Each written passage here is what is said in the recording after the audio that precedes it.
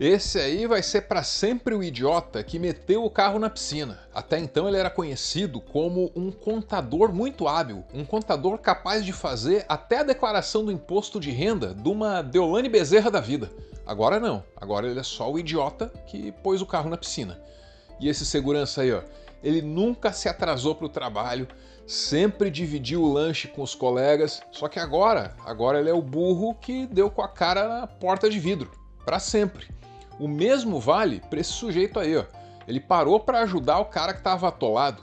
Só que agora ele não é mais o cara que ajuda, não. Ele é o tonto que não sabe como um para-choque funciona. É um vacilo, é um momento de bobeira, é uma decisão errada, é um erro e acabou. Todo mundo esquece tudo que você fez e quem você é. A grande pergunta que fica é a seguinte: e você, diante do vacilo? Você também vai esquecer quem você é? Eu sou Arvro e esse é o meu textão sobre persona, embora não pareça. Você já jogou alguma coisa da série Persona, da Atlus? É tudo de muito bom gosto, viu? Design de primeira, história boa, música então nem se fala. E o nome é cabeça, né? Persona. Nos jogos, persona é tipo um superpoder, entidades que os personagens podem evocar durante as batalhas numas dimensões paralelas ou em confrontos sobrenaturais. E você deve saber que o conceito original tem a ver com a psicologia analítica. O que você talvez não saiba é a profundidade dessa relação. Nos primeiros jogos da franquia, esse poder é concedido por um ser chamado Philemon. Philemon também é a entidade que aparecia nos sonhos do Carl Gustav Jung, que é o fundador da psicologia analítica e é o homem por trás do conceito de persona. Um conceito que é muito mais complexo e muito mais amplo do que a gente imagina. A princípio, persona não seria mais do que uma máscara social, aquilo que a gente finge ser diante dos outros só para ser aceito. Só que é muito mais complicado do que isso. No modelo junguiano da mente, a persona é a fronteira entre o interno e o externo. Ela separa o nosso ego do mundo lá fora. E como a persona é essa área fronteiriça, as coisas nela se misturam, né? Vale um pouco do que está dentro da gente, vale um pouco do que está fora da gente.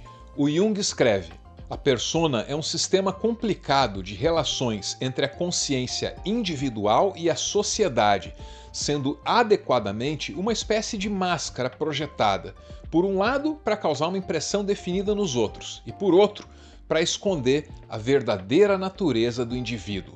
E o que é que torna a persona um sistema tão complicado de relações entre o que é individual e interno e o que é coletivo e externo? Que essas duas coisas, o individual e o coletivo, estão sempre concorrendo para estabelecer essa persona. Você não escolhe essa máscara sozinho, você escolhe essa máscara em função das expectativas dos outros. Sempre há um elemento de pretensão na persona, pois é uma espécie de vitrine na qual gostamos de exibir os nossos melhores produtos. Você pode até se achar o dono da loja, mas você escolhe os melhores produtos em função da demanda. Você escolhe em função das expectativas alheias, e é por isso que a persona é uma coisa perigosa. Toda vocação ou profissão tem a sua própria persona característica. Há um certo tipo de comportamento imposto a elas pelo mundo, e as pessoas profissionais se esforçam para atender a essas expectativas. O perigo é que elas se tornem idênticas às suas personas, o professor ao seu livro didático e o tenor à sua voz. Um profissional que se torne idêntico à sua persona também corre o risco de ser demitido, e o que acontece nesses casos é que aí ele é obrigado a olhar para dentro e a enxergar um abismo. A persona despedaçada é ao mesmo tempo uma maldição e uma glória. É maldição porque te faz sofrer, é uma glória porque te liberta. A persona impede a gente de realizar aquilo que Jung considerava a tarefa mais importante das nossas vidas, o processo de individuação, que nos aproxima do self, trazendo os conteúdos inconscientes para a consciência. Eventos capazes de dilacerar a persona de alguém incluem cair com o carro numa piscina, bater com a cara na porta de vidro ou tentar rebocar um carro pelo para-choque. Não é esse tipo de idiotice que você quer colocar na sua vitrine com seus melhores produtos. E quando alguma coisa assim acontece, talvez seja melhor aceitar que você não tem o controle total da loja. Por mais que você ache que é o dono do negócio, você está sempre lidando com as expectativas dos outros e com as suas também. Nessa nossa cultura cada vez mais individualista, tem quem diga que é possível ter o controle total da persona. No capitalismo tardio, o nome dessa tentativa de controle total é self-branding. Como criar e manter uma marca para si mesmo. Como operar a própria persona. Então a primeira coisa para você entender o que é personal branding, o que é branding pessoal, é você entender que o branding pessoal ele é a ferramenta que vai te diferenciar. É aquilo que vai fazer com que as pessoas elas enxerguem ali vários profissionais da mesma área que você e falem, eu preciso dela, é ela que eu quero. Quem se esforçou muito aí no self-branding e acabou se ferrando foi o Édipo. Você já deve ter ouvido falar do Édipo. Ele é famoso como o cara que comeu a própria mãe, o proverbial motherfucker. Não é uma marca boa, né? O cara que comeu a mãe. Acontece que o Édipo é muito mais do que isso. Quem queimou o filme dele foi o Freud, sujeito que explica muito as mentes dos outros, mas ninguém explica dele, né? Foi o Freud quem cunhou a expressão complexo de Édipo, e quem sofre desse complexo compete com o pai pelo amor da mãe. Só que esse jamais foi o caso do Édipo. Primeiro, que o Édipo não foi criado pelos pais biológicos, então quando ele casou com a própria mãe, ele não sabia o que ele estava fazendo. O Édipo jamais poderia ser acusado de ter complexo de Édipo. E de todas as figuras da mitologia grega, por que é que o Freud foi escolher logo o nome do Édipo para desgraçar ainda mais, né? Porque a história desse cara já é trágica. Logo que o Édipo nasceu, o pai dele furou os pés do Édipo e amarrou um fiozinho ali dentro dos furos para pendurar o bebezinho numa árvore. Aí ao longo da vida, o Édipo sofreu uma tragédia atrás da outra. O resumo da história é, alguém faz uma profecia horrível para o Édipo, aí ele tenta fugir da profecia e só acaba se ferrando mais. O Édipo sempre se ferra sem nunca merecer. Se você olhar para a biografia desse cara, você vai encontrar ali um governante justo, um pai responsável, um marido caridoso e um guerreiro honrado. Num dos momentos mais brilhantes da história, aparece a Esfinge querendo devorar todo mundo em Tebas. Tá todo mundo com medo do monstro, só que o Édipo não. Ele vai lá e enfrenta a Esfinge. A Esfinge lança um enigma para ele. Qual é o ser que tem 4 patas de manhã, 2 ao meio-dia e 3 ao final da tarde?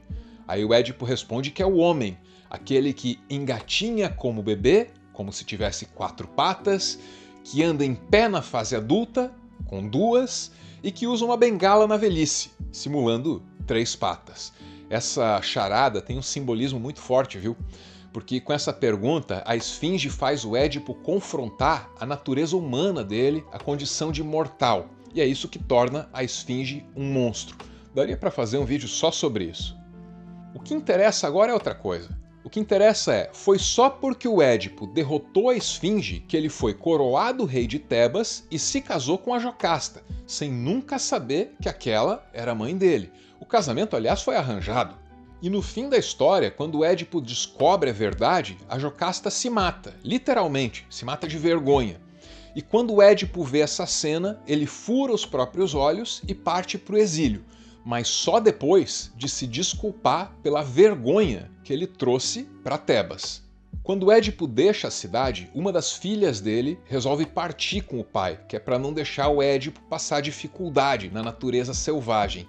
Ninguém mais queria ficar perto desse cara, porque estava claro para todo mundo que ele era um amaldiçoado. O mortal mais odiado pelos deuses, diz o próprio Édipo em dado ponto da história. Um ódio gratuito, né? E o complexo de Édipo é só mais uma dessas desgraças que o Édipo nunca fez por merecer, coitado.